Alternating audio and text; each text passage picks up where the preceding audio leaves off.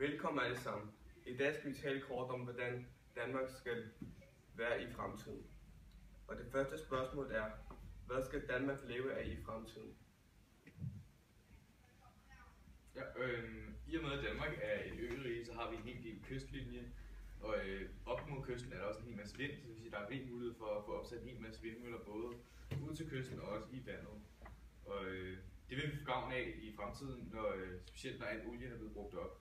Og et eksempel på, at Danmark er eftertragtet rundt omkring i verden, grundet den kraftige grønne omstilling, kunne for eksempel være, at Apple har valgt at lave et datacenter i Viborg til en værdi af 6 milliarder kroner. Vi mener, at vi skal leve på højere uddannelser. Vi skal starte helt ude på bunden. Vi skal have mere fokus på folkeskolerne. Vores lærerne skal være meget bedre uddannet. Når vi så kommer videre på uddannelsesstederne, så skal der være mere fokus på de forskellige retninger. Vi skal gøre ligesom man gør i en række andre lande, som f.eks. Finland, hvor de har meget mere fokus på i hvert fald folkeskolen og de uddannelserne, når man kommer videre hen.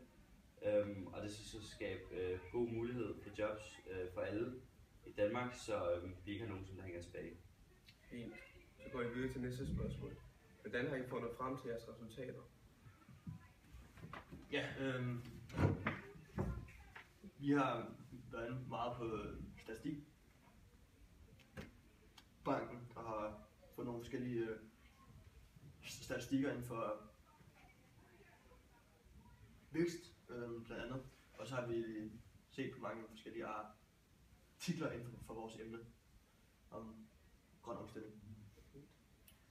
Vi har også brugt statistikbanken utrolig meget til at se, hvordan Danmark ligger i forhold til uddannelse, og så sammenlignet med andre lande. Og så har vi brugt artikler, hvor vi har læst specielt om andre lande med Danmarks forhold og den reform, der er for universiteter. Ja. Kan I så fortælle noget om jeres hovedresultater, som I har fundet frem til? Ja, altså vores hovedresultater det er, at Danmarks vækst den faktisk ikke falder trods den grønne omstilling. Det vil sige, at selvom Danmark er ledende inden for, altså også kendt i Skandinavien og resten af verden for at være et meget grønt land og gå meget op i klimapolitik og miljø osv. Og det koster jo en hel masse penge, så man kunne være fristet til at tro, at det ville skade væksten, men det gør det faktisk ikke. Ja, vi har så fundet frem til, at folk i Danmark de begynder at gå meget mere op i deres højere uddannelse, eftersom at finanskrisen den ramte. Folk de mistede penge på grund af boykot i de enkelte virksomheder i forhold til lønnen. Det har så sat de mange danskere i god fokus, og vi har haft et stigende antal danskere, som har taget deres højere uddannelse over de seneste år. Ja. Når vi ser på Danmark, så ser vi, at de ligger nummer 13 ud af 144 lande. Er det noget, Danmark burde være urolig over? Ja, vi synes, det er alt for skidt at gå fra at være nummer 8 til 13 inden for få år. Det er vi bestemt ikke til presse med, og det skal laves om hurtigst muligt. Vi synes, det er vigtigt at ligesom holde øje med, hvordan kursen går. Lige nu bør vi være rolige, fordi kursen går nedad. Men nu er Danmark også kommet ud på den anden side af finanskrisen, og der er gang i så mange vækstpakker, så det er også vigtigt, at vi ikke er nervøse uden grund, og ligesom holder øje med, at kursen nu skal begynde at gå opad. Ja, mange tak for debat. Goddag, velkommen til. Første spørgsmål er, kan Danmark opretholde sin nuværende velstand? Altså lige nu har vi nulvækst, og det er rigtig vigtigt, at vi gør noget for at sikre Danmarks fremtid. Så hvis vi sørger for at sætte fokus på de udsatte områder, og så kan vi ligesom sikre, at Danmark opretholder sin velstand. Ja, vi synes, det er ideelt at lave grønne jobs, så påbegynder grønne byggeprojekter. Yes. Hvordan vil Danmark se ud på sigt, hvis man gør, som I foreslår?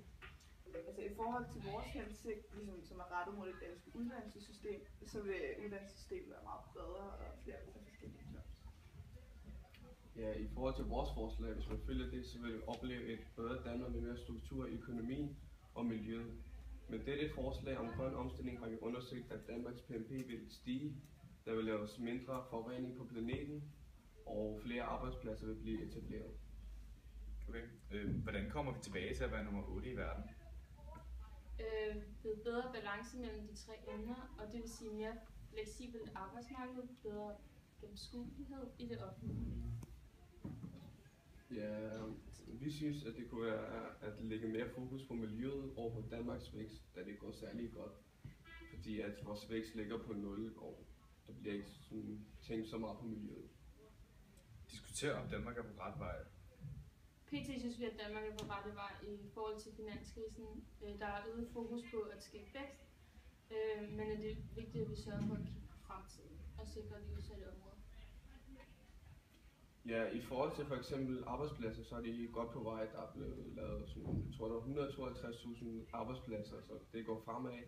Men der skal være nogle forbedringer på Danmarks økonomi, så BNP'en den skal i hvert fald stige. Okay, tak for det.